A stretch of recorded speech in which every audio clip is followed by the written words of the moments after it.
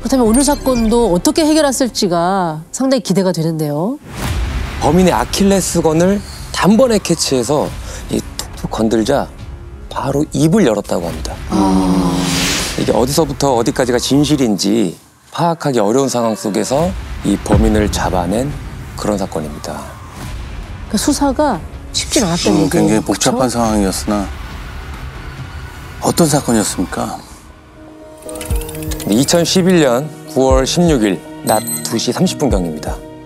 파출소로 한 중년의 남성이 다급하게 뛰어들어옵니다.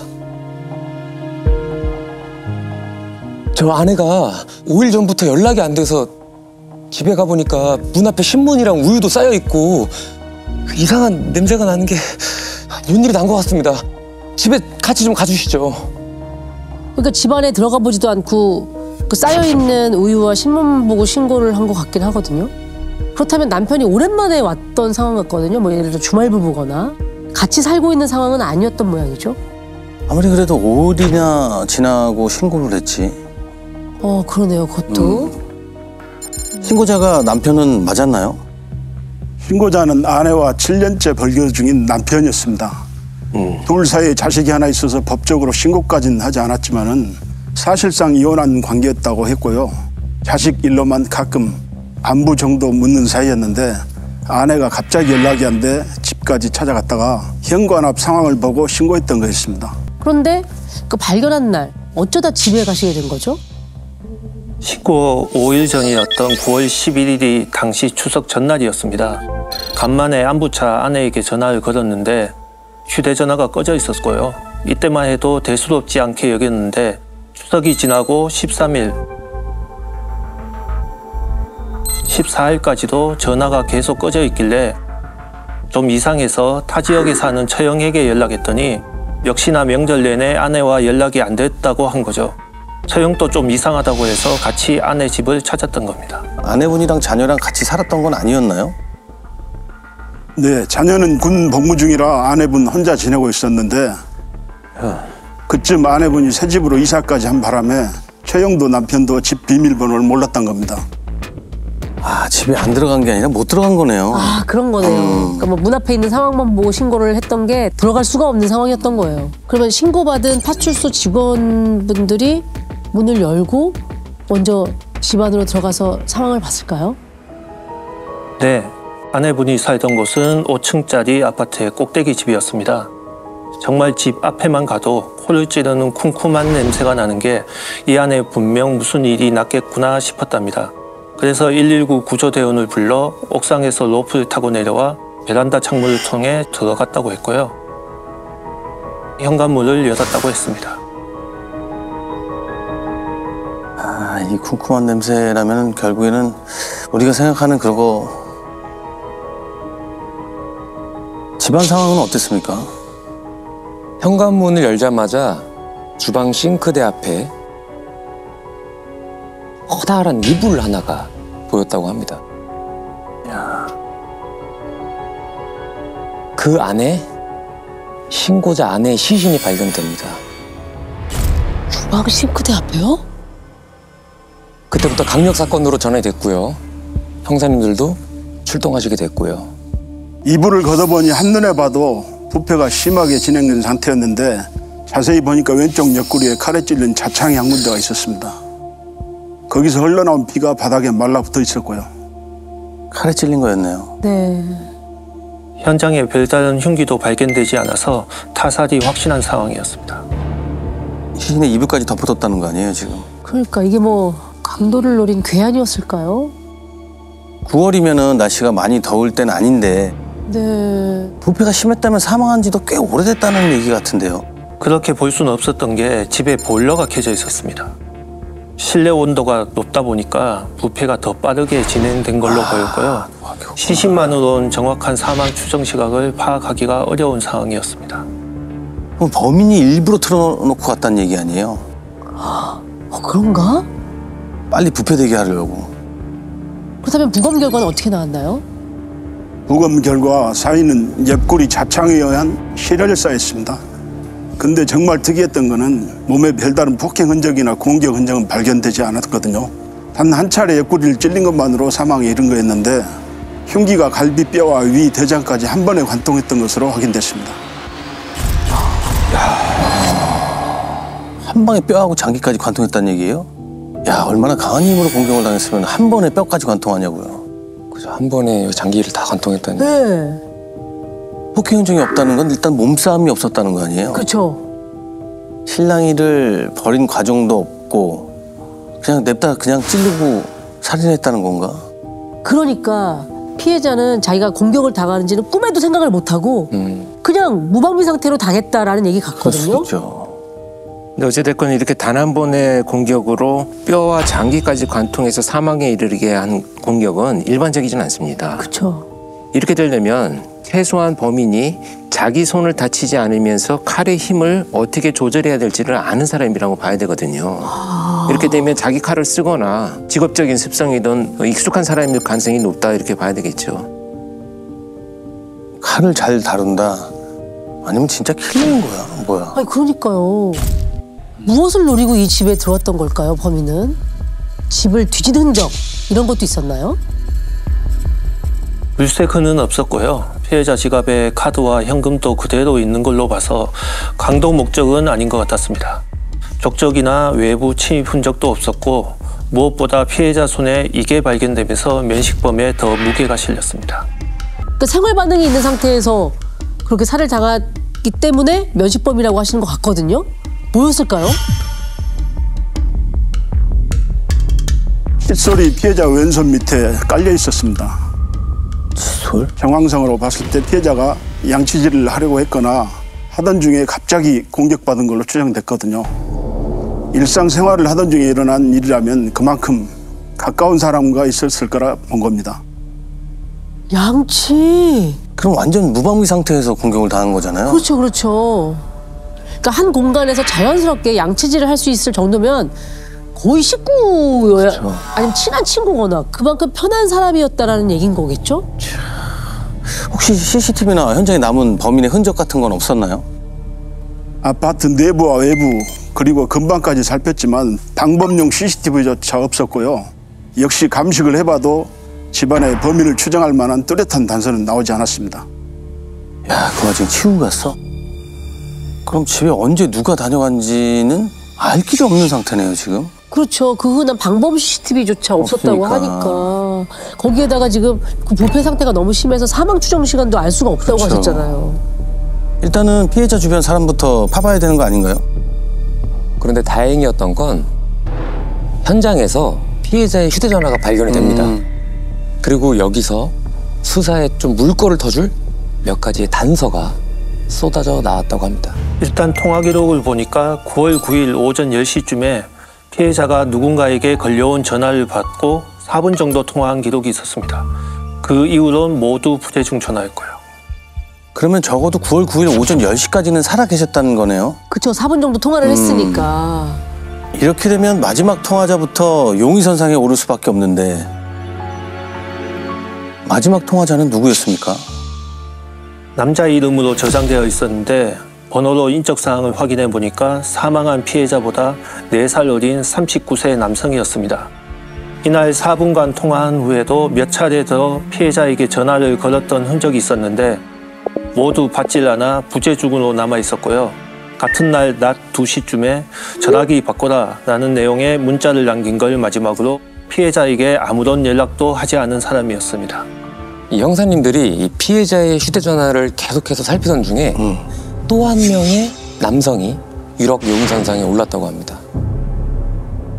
아니, 지금 얘기한 마지막 통화자 통화자 말고. 말고요. 또 다른 유력한 용의자, 그게 누군데요? 피해자에게 전화부터 문자, 톡까지 수많은 연락을 남긴 한 번호가 있어 확인해 보니까 이번엔 피해자보다 3살 어린 40세 남성이었습니다. 특히 피해자의 마지막 행적이었던 9월 9일 새벽에 피해자에게 수십 차례 전화를 걸고 메시지를 보낸 흔적이 있었는데요. 근데 이 메시지 내용들이 좀 이상한 겁니다. 9월 9일 새벽에 수십 차례 연락을 했다고요? 이번엔 40대 남성이네요. 톡이랑 문자 내용은 뭐였는데요? 자기 일하고 있나 보네요. 아내. 자기네 집 주차 공간 많다. 아니 근데 호칭이 일단 자기잖아요. 네. 교제하거나 만났던 사람인가요? 일단은 뭐 남편이랑 거의 헤어진 거나 마찬가지로 이제 7년 동안 떨어져 살았으니까. 아니 근데 사귀는 사람 이름을 알 수 없음으로 해놓진 않잖아요. 그리고 지금 아내라는 그 딱 그 두 마디인데 너무 딱딱하잖아요. 그러니까 뭔가 무슨 일이 있었나? 근데 이 사람이 새벽 1시 24분에 피해자 집 앞에서 주차장에 공간이 많다고 얘기했잖아요, 지금. 그러니까 아니 만나기로 약속을 하고 왔었을까요? 근데요, 여기서 끝이 아닙니다. 그리고 나서 약 1시간 30분 뒤에 이 남자가 피해자에게 이번에는 문자 메시지도 보내기 시작했는데요. 자기 둘이 나갔어요. 집에 없는가 봐요. 연락 좀 해주세요. 집에 없어요. 둘이 나갔어요. 그 사람 누구세요? 야, 이건 또 뭐지? 여기엔 사랑하는 자기로 저장돼 있네. 이게 같은 사람이라는 거예요? 앞에 그 톡이랑? 네. 뭐지? 근데 상대만 연락이 오고 지금 정작 이 피해자는 답을 하고 있지 않은 상황인 것 같은데요? 말투도 좀 이상하고 그 사람 누구세요가 뭐야? 묻는 거야? 답하는 거야? 아니, 자기는 한 사람인데 자기 둘이 나갔어요도 너무 이상하고 이상하죠. 새벽 내내 집 앞에서 피해자를 지켜보면서 문자를 보낸 느낌인 것 같죠? 네. 이 내용만 보면 완전 스토커 같은데 근데 왜 사랑하는 자기라고 저장돼 있는 거죠? 너무 이상하죠? 이게 같은 사람이 맞나요? 네, 동일 인물이었습니다. 보통 대화했던 상대가 톡 계정을 탈퇴하거나 어플을 지우면 기존 대화창엔 알 수 없음이라는 유령 계정으로 뜨게 되는데 이 남자도 어떤 이유인지 계정을 한번 지웠던 모양이더라고요. 그래서 처음엔 저희도 이게 누군지 확인이 안 됐었는데 나중에 조사하면서 문자를 보낸 사랑하는 자기와 동일 인물인 걸 확인했던 겁니다. 톡 계정을 지워요? 아, 너무 이상하다. 갑자기? 그러니까 뭔가 자기 흔적을 지우기 위해서 탈퇴를 하는 거죠, 사실은. 밖에서 계속 지켜보다가 피해자가 다른 누구랑 같이 있는 걸 보고 질투심에 나쁜 마음이라도 먹은 걸까요? 근데 만약에 이 남자가 범인이라면 너무 소름 끼치게도 거의 10시간을 집 앞에서 이 피해자를 지켜보다가 결국은 이 여성을 살해했다는 얘기 같거든요. 그렇게 보기엔 좀 섣불렸던 게 이날 오전 6시 30분쯤 이 남자가 집으로 돌아가겠다는 내용의 문자를 남긴 게 있었습니다. 이때 정말 집으로 돌아간 건지 아니면 알리바이를 만들기 위해 이렇게 남겨놓은 건지는 좀 더 확인이 필요했습니다. 계속 연락을 남겼다. 어쨌든 피해자의 마지막 행적에 연관되어 있는 마지막 통화자 그리고 사랑하는 자기라고 저장되어 있는 이 남자 이 두 사람을 좀 면밀히 알아보긴 해야겠는데요. 그래서 형사님들은 그 용의자를 이 두 사람으로 좁혀서 본격적으로 수사를 시작합니다. 그런데요, 용의자 중에 한 명이 경찰서로 직접 제 발로 찾아옵니다. 용의자 중에요? 그게 누군데요? 9월 9일 새벽 내내 피해자에게 톡과 문자를 보낸 사랑하는 자기라고 저장돼 있던 40세 남성이었습니다. 와서 뭐라고 했습니까? 처음에는 피해자가 사망한 게 정말 맞냐면서 재차 묻더니 한참을 충격에 빠진 듯 말을 잇지 못했습니다. 그러다 겨우 하는 말이 본인이 몇 달 전부터 피해자와 사귄 연인이었다고 하는 겁니다. 연인이요? 네, 그러면서 9월 9일 새벽에 집 앞에 찾아갔다는 것도 순순히 얘기를 하는 겁니다. 그날 이후로 피해자가 도통 연락이 안 돼서 집에도 몇 번 더 찾아갔는데 문도 잠겨 있고 기척이 없길래 주변 이웃에게 물어보니 여자친구가 사망했다는 충격적인 얘기를 들었다는 거죠. 야, 그건 뒤늦게 여자친구 사망 소식을 들었다. 그렇죠. 그 소식을 듣고 확인차 경찰서에 온 거고. 그러면서 그날 자기가 범인을 본 것 같다는 얘기까지 하는 겁니다. 그날 피해자와 일이 끝나면 만나기로 해서 새벽에 찾아갔던 것 같답니다. 기관 피해자와 만나 평소처럼 소소한 대화를 나누며 집으로 올라갔는데 피해자 집 앞에 웬 하얀 모자를 쓴 남자가 꽃다발을 들고 서 있었다는 겁니다. 그 남자가 자기를 보고는 눈빛이 날카롭게 바뀌더니 누구냐고 물었는데 그 상황에서 자기가 남자친구라고 하면은 뭔가 큰일이 날 것 같은 분위기였다는 거예요. 그래서 순간적으로 그냥 지나가는 사람이라고 얼버무리고 그대로 두 사람을 지나쳐 옥상으로 올라갔다고 했습니다. 이게 무슨 소리야? 말이야. 상황이 이해가 안 되죠. 좀 너무 이상한데요? 연인 사이였다면서요. 네. 자기 여자친구 집 앞에 웬 남자가 꽃다발을 들고 서 있는데 그냥 모른 척하고 지나간다고요?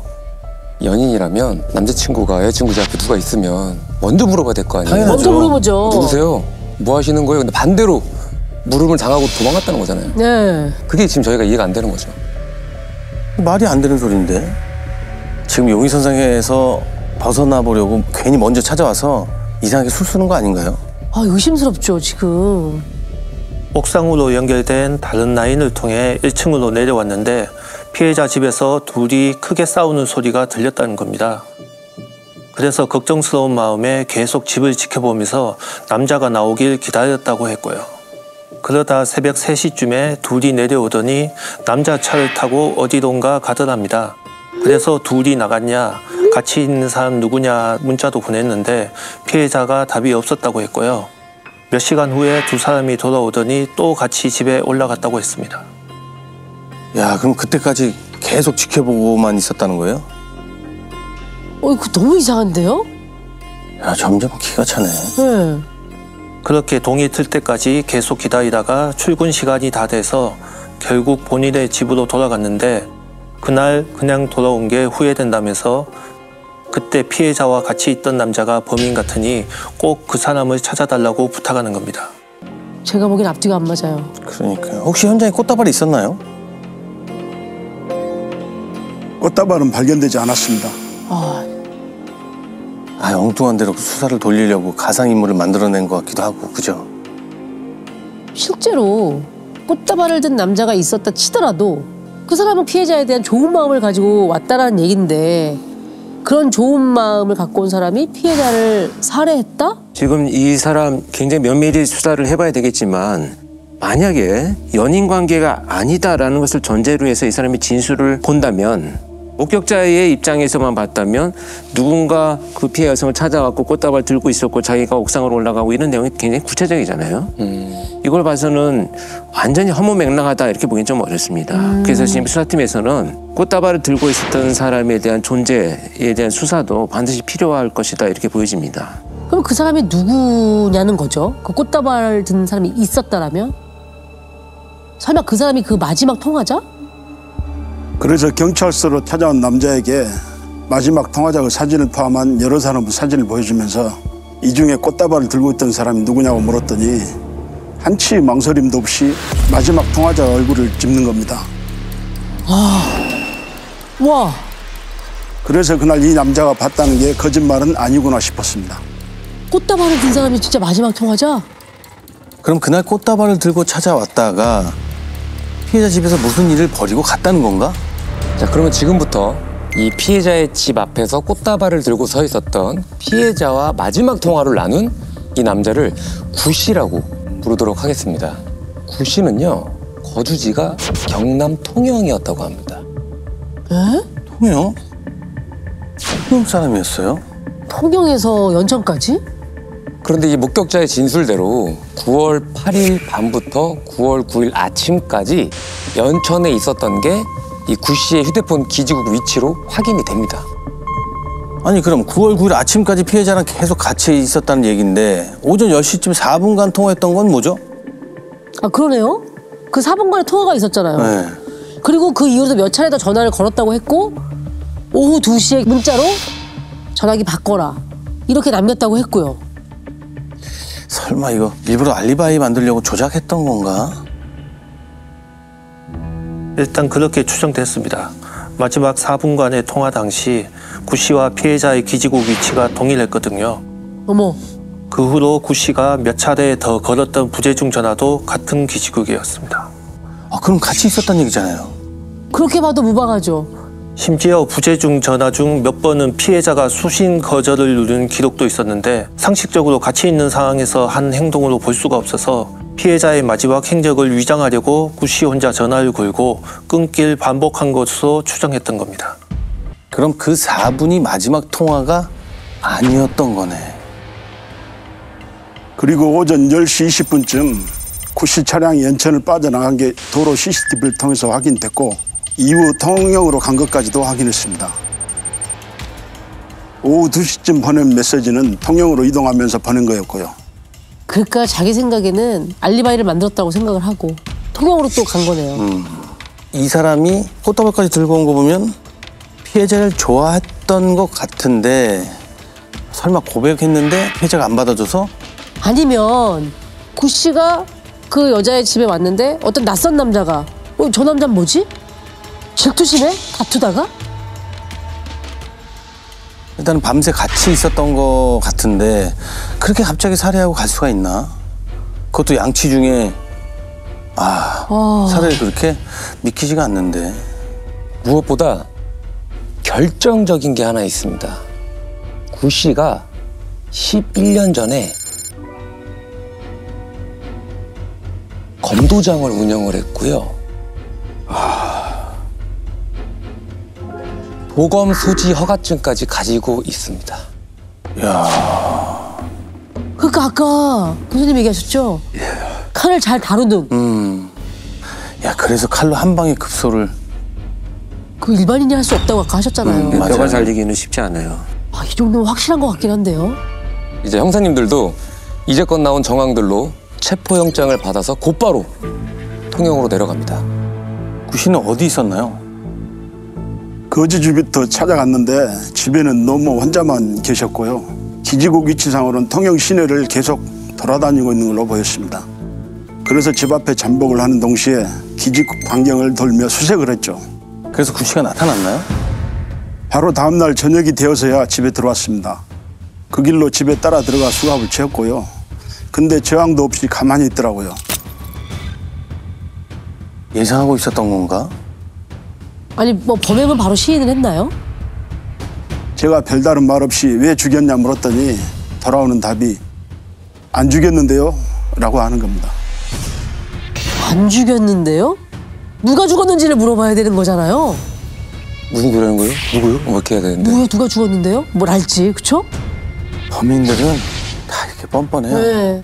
우리 김 형사님이 이 구씨의 가장 약한 곳을 건드리기 시작하니까 자백이 터져 나오기 시작했다고 합니다. 통영에서 올라오는 차 안에서 이런저런 대화를 나눴는데 자식 얘기를 할 때마다 눈빛이 조금씩 흔들리는 게 보였습니다. 구씨가 이혼 후 홀로 키우던 자녀가 한 명 있었는데 장애 아동시설에서 치료를 받고 있었거든요. 그래서 아픈 자식도 있고 나이 드신 어머니도 모시고 살아야 하는데 계속 거짓말하면 되냐, 솔직하게 털어놓으라고 하니까 갑자기 눈물을 흘리면서 잘못했습니다 하는 겁니다. 돌봐야 될 자식도 있고 또 노모도 모셔야 되는데 왜 대체 그런 짓을 한 거죠? 아니, 피해자와는 도대체 무슨 사이였답니까? 구씨는 최근 몇 년간 일용직을 전전하며 생계를 유지하던 사람이었는데요. 1년 전에 연천의 한 공사 현장에 일을 하러 왔다가 우연히 피해자를 처음 만나서 호감을 갖게 됐고 그때부터 연락을 이어오던 사이라고 했습니다. 본인은 결혼까지 생각할 정도로 마음이 깊어졌는데 몇 달 전부터 피해자가 일 핑계를 대며 조금씩 전화를 피했다고 합니다. 한 달 전에는 통영에서 어머니를 모시고 올라와 인사를 시키려고 했는데 그 자리에 나타나지 않아서 다투기까지 했다고 했고요. 피해자가 동의하지 않던 만남이었을 수도 있겠어요. 그러니까 혼자서 깊은 사이라고 착각한 모양이에요. 네. 그래서 이제 구씨는요, 결국에 마지막 승부수를 던지기로 결단을 내립니다. 마지막 승부수. 꽃다발. 프로포즈?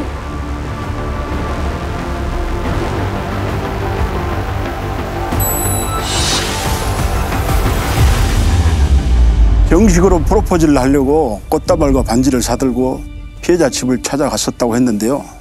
옥상에서 피해자가 오기를 지켜보고 있는데 웬 남자랑 같이 들어오더랍니다. 근데 왜인지 남자는 그냥 가버렸고 그렇게 피해자랑 둘이 집으로 들어오게 됐는데 무릎을 꿇고 준비한 꽃다발과 반지를 내밀면서 사랑한다, 결혼하자 하고 프로포즈를 하니까 피해자가 연락도 없이 왜 왔냐면서 짜증을 내더랍니다. 싫다는 사람한테 굳이. 그게 억지로 해서 될 일이 그러니까요. 아니잖아요. 자기는 피해자를 보려고 통영에서 여기까지 달려왔는데 자기를 대하는 태도가 마음에 들지 않았다는 거예요. 그래서 다른 남자가 생긴 거냐 추궁하다가 말다툼이 이어졌고 결국 피해자가 관계를 끝내자고 하니까 화가 나서 피해자가 자리를 비운 사이에 차에 있던 낚시용 칼을 가져와 살해했다고 진술했습니다. 야, 결국 질투심 때문이었네. 그러니까요. 설마 했는데. 그렇게 범행을 하고 수사망을 피하기 위해 피해자 휴대폰에 통화 기록과 문자를 남겼고 꽃다발과 반지, 칼은 모두 통영 앞바다에 던졌다고 했습니다. 당시 현장 검증 영상이 있습니다.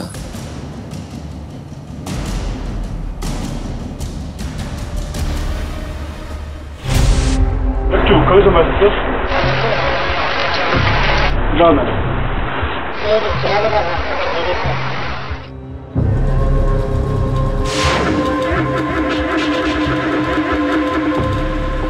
옥상에서 그럼 다 지켜보고 있었구나. 어머머머. 왜 주저앉는 거예요? 참나. 한식 버티고. 그래서 어디 찍었어?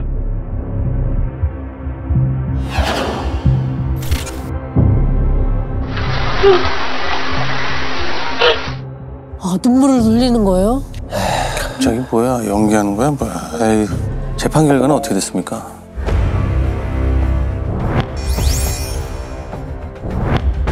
징역 10년을 선고받았는데요. 일단은 전과가 없다는 점, 그리고 아픈 아들과 노모를 홀로 부양하고 있다는 점 등이 참작이 되었다고 합니다.